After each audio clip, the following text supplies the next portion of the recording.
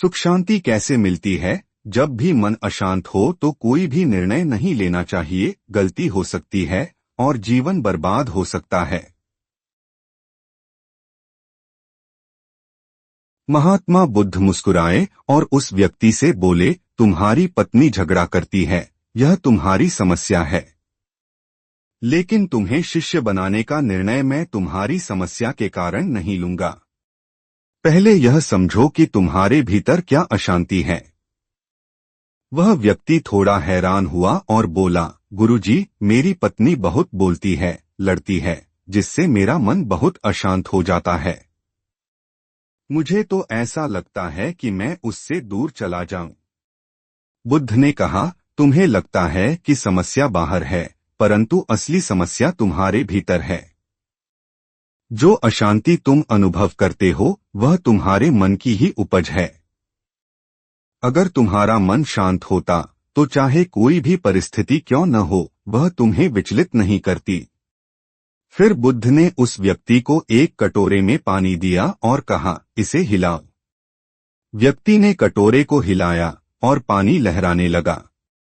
बुद्ध बोले, अब इसे शांत रखो। व्यक्ति ने कटोरा स्थिर कर दिया और पानी धीरे धीरे शांत हो गया। बुद्ध ने समझाया, तुम्हारा मन भी इसी पानी के समान है। जब तुम बाहरी परिस्थितियों पर ध्यान देते हो तो वह अशांत हो जाता है, लेकिन जब तुम उसे स्थिर रहने देते हो तो वह स्वतः ही शांत हो जाता है। फिर बुद्ध ने कहा, अपने भीतर शांति पाने का अभ्यास करो। जब तुम्हारे भीतर शांति होगी तो कोई भी झगड़ा या परिस्थिति तुम्हें प्रभावित नहीं कर सकेगी। सुख और शांति बाहरी चीजों पर निर्भर नहीं, बल्कि तुम्हारे भीतर ही है। यह सुनकर वह व्यक्ति गहरी सोच में डूब गया और अपनी समस्या का समाधान समझ गया। उसने बुद्ध से कहा, गुरुजी, मैं यह सीखने के लिए तैयार हूं कि अपने मन को शांत कैसे किया जाए। कृपया मुझे मार्गदर्शन दें। बुद्ध मुस्कुराए और बोले, यही सच्चा शिष्य बनने का पहला कदम है। अपने भीतर शांति ढूंढो और हर परिस्थिति में उसे बनाए रखना सीखो।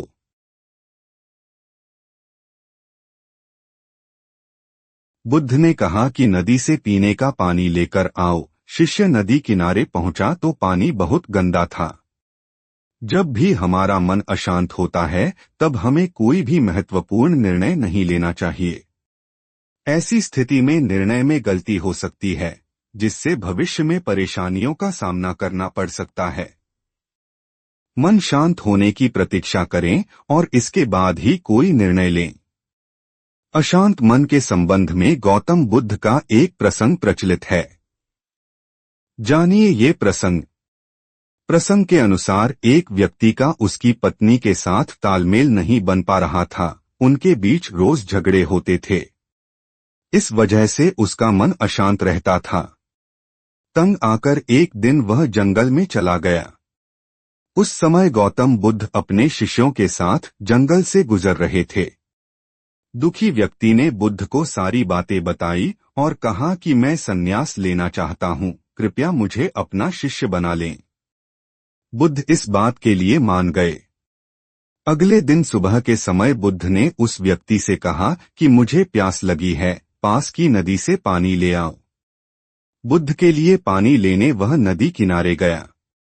वहां पहुंचकर उसने देखा कि जंगली जानवरों की उछल कूद की वजह से पानी गंदा हो गया है। नीचे जमी हुई मिट्टी ऊपर आ गई है। गंदा पानी देखकर नया शिष्य वापस आ गया। बुद्ध के पास पहुंचकर उसने इस बात की जानकारी दे दी। कुछ देर बाद बुद्ध ने फिर से उसे पानी लाने के लिए भेज दिया। इस बार नदी किनारे पहुंचकर उसने देखा कि पानी एकदम साफ था, नदी की गंदगी नीचे बैठ चुकी थी। ये देखकर वह हैरान था। पानी लेकर वह बुद्ध के पास पहुंचा। उसने पूछा कि तथागत, आपको कैसे मालूम हुआ कि अब पानी साफ मिलेगा? बुद्ध ने उसे समझाया कि जानवर पानी में उछल कूद कर रहे थे, इस वजह से पानी गंदा हो गया था। लेकिन कुछ देर जब सभी जानवर वहां से चले गए तो नदी का पानी शांत हो गया, धीरे धीरे पूरी गंदगी नीचे बैठ गई। ठीक इसी तरह जब हमारे जीवन में बहुत सी परेशानियां आ जाती हैं, तो हमारे मन की शांति भंग हो जाती है। ऐसी स्थिति में ही हम गलत निर्णय ले लेते हैं। हमें मन की उथल पुथल शांत होने का इंतजार करना चाहिए, धैर्य रखना चाहिए, मन शांत होने की प्रतीक्षा करनी चाहिए। बुद्ध की बातें सुनकर व्यक्ति को अपने जीवन की याद आ गई। उसे समझ आ गया कि उसने घर छोड़ने का निर्णय अशांत मन से लिया था, जो कि गलत है। उसने बुद्ध से घर लौटने की आज्ञा ली और वह अपनी पत्नी के पास चला गया। इसके बाद उसके वैवाहिक जीवन की परेशानियां खत्म हो गई। अब वह शांत रहकर ही सारी समस्याओं को सुलझाने लगा था। बुद्ध ने आगे कहा, शांति का सबसे सरल उपाय है ध्यान। जब तुम्हारा मन अशांत हो तो अपने भीतर झांको, अपनी श्वास पर ध्यान केंद्रित करो। जब तुम अपनी श्वास के प्रति सजग हो जाते हो तो मन का भटकना कम हो जाता है। हर दिन कुछ समय ध्यान करो और धीरे धीरे तुम अपने भीतर शांति का अनुभव करने लगोगे। व्यक्ति ने पूछा, गुरुजी, लेकिन जब मेरी पत्नी गुस्से में होती है तब मैं क्या करूं? वह मुझे बहुत उल्टा सीधा कहती है।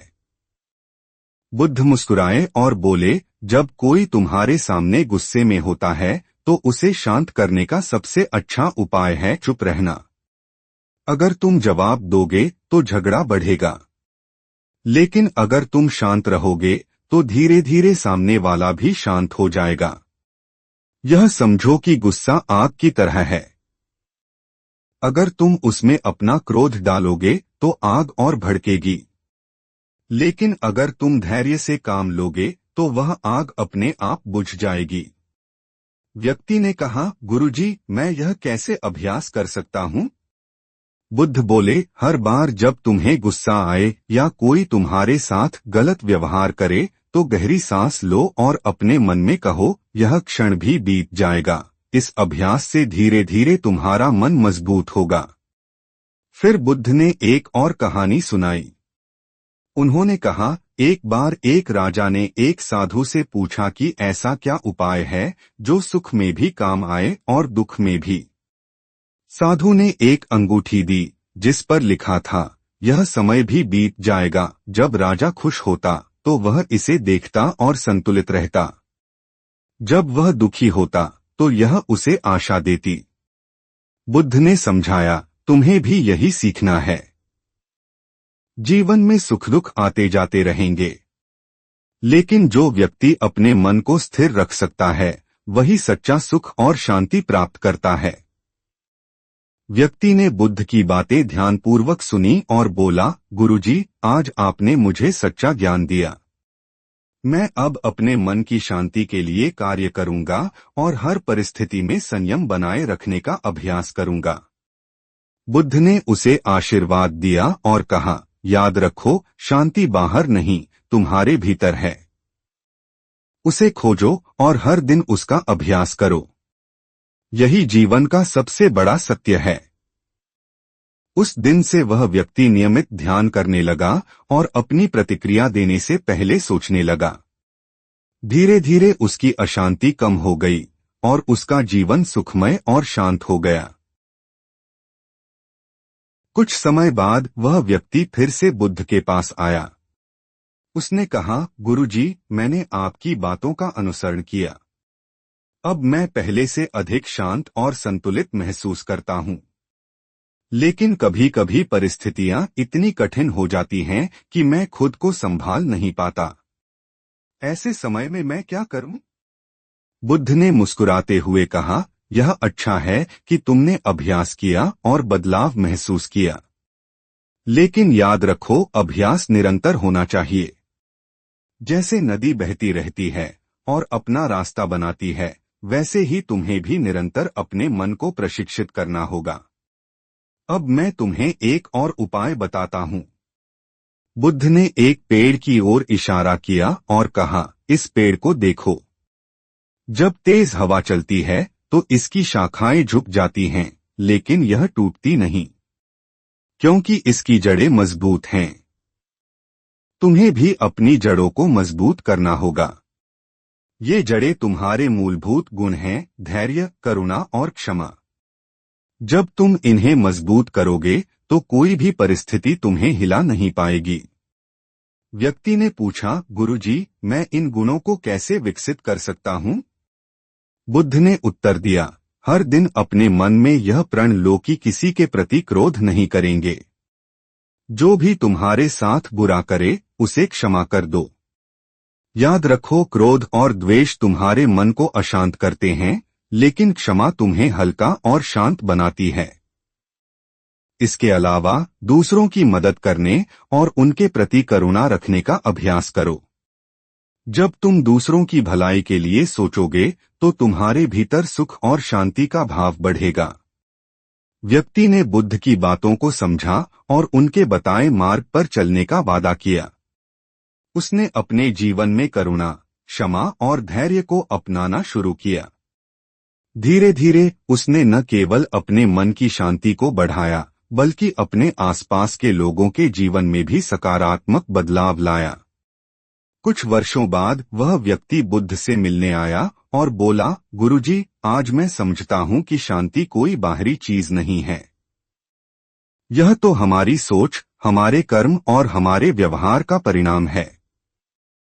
आपने मुझे सही रास्ता दिखाया। अब मैं हर परिस्थिति में शांत और संतुलित रह सकता हूँ। बुद्ध ने कहा, यह तुम्हारी साधना और समर्पण का फल है। याद रखो, शांति और सुख जीवन के सबसे मूल्यवान धन हैं। इन्हें अपने भीतर सहेज कर रखो और दूसरों को भी इस मार्ग पर प्रेरित करो। यही सच्चा धर्म और जीवन का उद्देश्य है। उस दिन के बाद वह व्यक्ति बुद्ध के शिष्य के रूप में दूसरों को शांति और प्रेम का संदेश देने में जुट गया और उसका जीवन एक प्रेरणा बन गया। वह व्यक्ति अब अपने अनुभवों के माध्यम से अपने आसपास के लोगों को प्रेरित करने लगा। उसने बुद्ध के उपदेशों को सरल भाषा में समझाकर लोगों तक पहुंचाना शुरू किया। धीरे धीरे उसके घर और गांव में शांति और प्रेम का माहौल बनने लगा। एक दिन वही पत्नी जिसने उसे अशांत किया था, उसके पास आई और कहा, तुम बदल गए हो। अब तुम मुझसे झगड़ा नहीं करते, मुझे उत्तर नहीं देते। तुम्हारे इस शांत स्वभाव ने मेरे भीतर भी बदलाव ला दिया है। मैं अब समझती हूँ कि झगड़े से कुछ हासिल नहीं होता। मुझे भी सच्ची शांति चाहिए।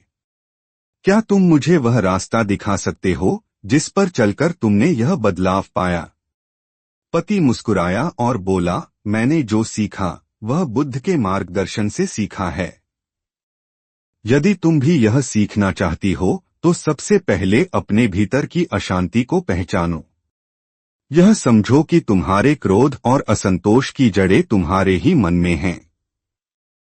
जब तुम अपने भीतर झांकोगी और इन भावनाओं को पहचानकर उन्हें शांत करना सीखोगी, तब ही सच्ची शांति का अनुभव करोगी।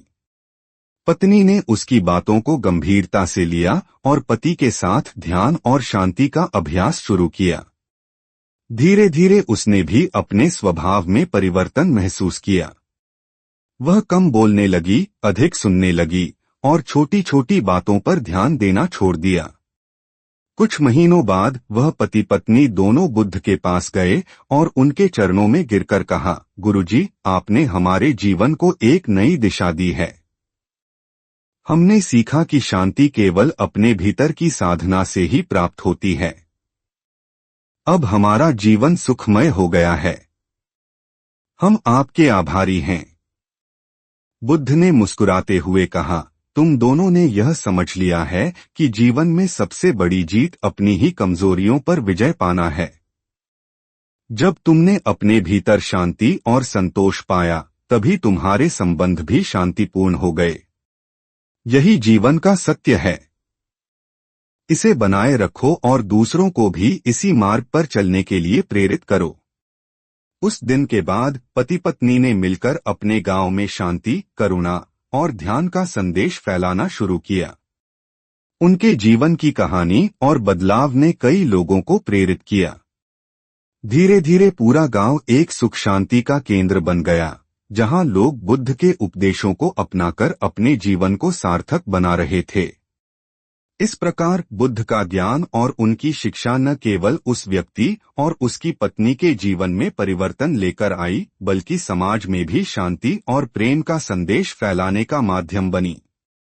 यह साबित हुआ कि सच्ची शांति अपने भीतर खोजने पर ही मिलती है, और जब यह शांति हमारे भीतर होती है तो वह दूसरों के जीवन को भी सकारात्मक रूप से प्रभावित करती है।